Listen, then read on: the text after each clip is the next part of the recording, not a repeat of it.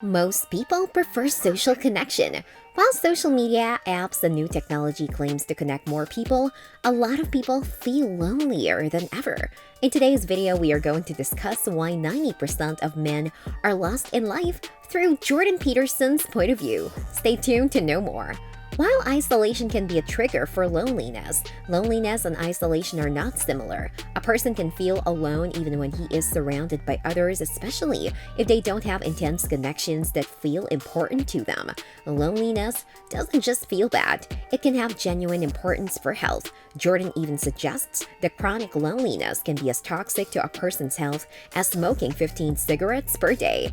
Research on gender differences in loneliness is diverse. Some studies show that women are lonelier than men, while others show the reverse. However, most researchers agree that single men tend to be especially lonely, and that specific social standards governing masculinity may enhance the risk of loneliness in men. Some early research on loneliness also suggests that men may be less likely than women to admit to feelings of loneliness. Jordan has found that women are more likely to have dense social networks than men. From childhood, women are socialized to value friendship, be with friends, and to enable deep intimacy with close friends. Even when men have multiple friends, they may feel uncomfortable sharing emotions or feelings of vulnerability. People living in rural regions found that 63% of men felt safe while opening up to friends, compared to 74% of women. Women were also more probable to participate in activities such as church gatherings that enable friendship and a sense of community.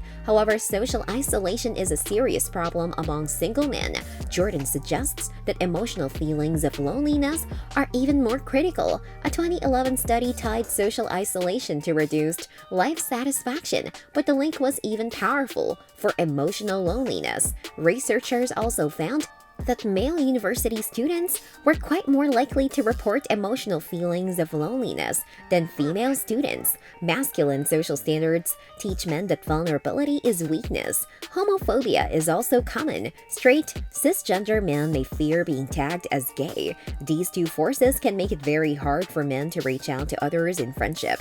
Even when men have friends, they may fear judgment if they show weakness or ask for help. Heterosexual male friendships often show a proud sort of masculinity in which men brag about their sexual prowess, their financial success, or their independence. This culture can make it difficult for men struggling in their relationships to share their challenges. It also shows men that the ideal man is one who uses others, not one who invests deeply in interdependent relationships. This privacy can be a self-replicating intergenerational cycle. Men may prevent sons from showing weakness or emotion. Boys also notice their fathers displaying stoic behavior and may mimic the same. In this way, the guilt of emotionally connecting to other men passes from one generation to the next. Men in most studies are more probable than women to have long-term partners.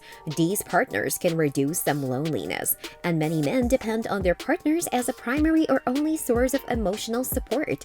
This improves the men's vulnerability to loneliness when relationships end or partners pass away. A survey has already found women are more comfortable being single than men. 61% of single women in the UK reported being happy, compared to just 49% of single men. In addition to supporting their male partners, women in long-term heterosexual relationships may help them socialize by creating and promoting social networks. Emotional labor like memorizing birthdays, sending holiday cards, planning family get-togethers, and planning outings with friends has traditionally fallen to women. When a man loses his partner, he may lose an important social lubricant. This may also mean losing friends and social opportunities.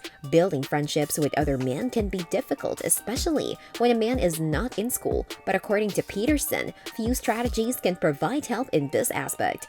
Men can join communities and institutions that promote intimacy. Churches, volunteer groups, and support groups may give groups mainly for men looking for closer relationships. Exploring friendships with men who value alternative forms of masculinity and who are ready to talk about the necessity for human connection. You can consider working to turn neighbors into friends. Invite a social media friend who speaks out against toxic masculinity or male loneliness to a trip. Take a more active role in family efforts to grow relationships relationships. Don't depend on women to plan all social outings or reach out to others. Identifying any harmful beliefs you have about friendship or masculinity is also important. Do you believe that crying reflects weakness or that real men don't need others?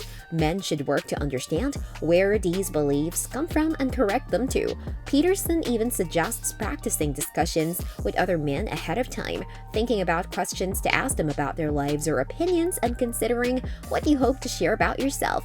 Men should not depend on social media as a sole or major source of socialization. While social media can bring people together, it also depends heavily on quick interactions rather than the sustained, meaningful connection that grows permanent friendship. Therapy can help many men practice and master new social skills.